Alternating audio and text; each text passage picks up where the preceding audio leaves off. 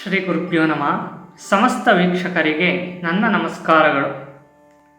ಇದುವರೆಗೂ ನಾನು ಹೇಳಿದ ಎಲ್ಲ ರೀತಿಯ ಕಥೆಗಳನ್ನು ಕೇಳಿದ್ದೀರೆಂದು ನನಗೆ ಗೊತ್ತು.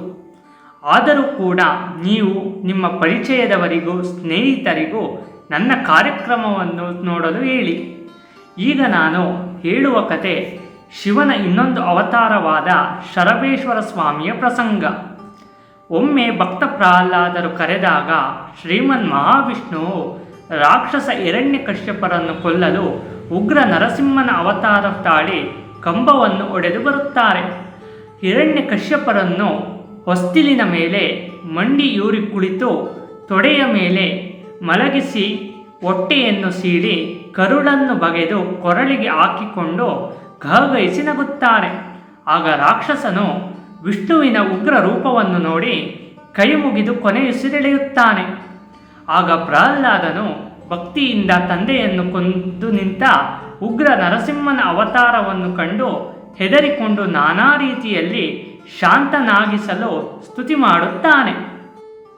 ಆಗ ಉಗ್ರ ನರಸಿಂಹಸ್ವಾಮಿಗೆ ಎಲ್ಲ ದೇವಾನುದೇವತೆಗಳು ಕೂಡ ಶಾಂತನಾಗು ಎಂದು ಪ್ರಾರ್ಥಿಸಿಕೊಳ್ಳುತ್ತಾರೆ.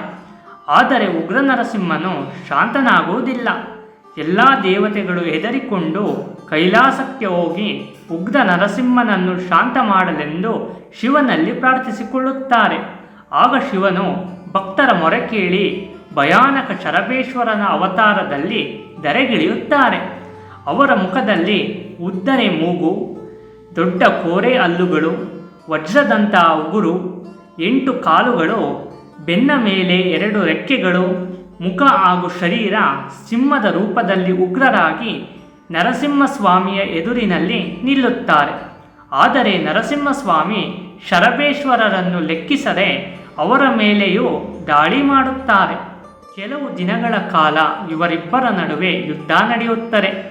ಕೊನೆಯಲ್ಲಿ ಶರಬೇಶ್ವರ ಸ್ವಾಮಿಯು ನರಸಿಂಹಸ್ವಾಮಿಯನ್ನು ಸಂಹರಿಸುತ್ತಾರೆ ಎಂದು ಲಿಂಗಪುರಾಣ, ಕಾಳಿಕಾ ಪುರಾಣ, ಶಿವಮಹಾಪುರಾಣ ಹಾಗೂ ಸ್ಕಂದ ಪುರಾಣದಲ್ಲಿದೆ.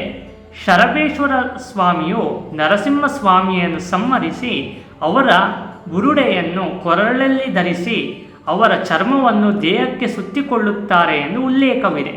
ಇದಲ್ಲದೆ ಬೇರೆ ಬೇರೆ ಪುರಾಣಗಳಲ್ಲಿ ಶರಬೇಶ್ವರ ಸ್ವಾಮಿಯನ್ನು ನೋಡಿ ನರಸಿಂಹಸ್ವಾಮಿಯೇ ತನ್ನ ಚರ್ಮ ಸೀಳಿ ಕಾಣಿಕೆಯಾಗಿ ನೀಡುತ್ತಾರೆಂದು ಬರೆದಿದ್ದಾರೆ.